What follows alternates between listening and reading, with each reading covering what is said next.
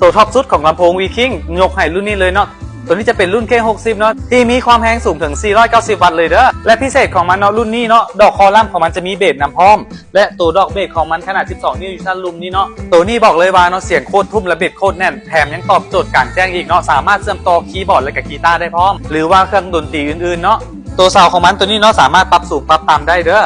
และพิเศษเนาะรุ่นนี้ยังมีไม้ร้อยดีๆแถมให้อีก2อันเนาะเป็นไม้ร้อยแบบสากได้เด้อไม้ร้อยของมันเนาะสามารถปรับเสียงได้แบบ C effect เนาะและแต่ละ effect เขาสามารถปรับได้อีกเพิ่มได้อีกว่าเขาอยากให้ทุ่มหรือแหลมสำใดเนาะและพิเศษเขาก็ยังแถมเป็นตัวกระเป๋าไซดอกคอลัมน์มันพร้อม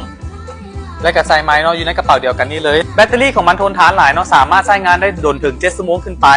และนอกจากนั้นเนาะเขายังสามารถเสียบนำฟังนำได้เลยเพราะว่ามันจะสามารถใช้ได้2ระบบเนาะมีทั้งระบบ AC และกับระบบแบตเตอรี่เด้อคุณภาพดีรับประกันให้1ปีเต็มสามารถเชื่อมต่อ2หน่วยแบบไร้สายด้วยระบบ TWS เดี๋ยวเราจะมาลองฟังเสียงตัวจริงนำกันเลยเด้อ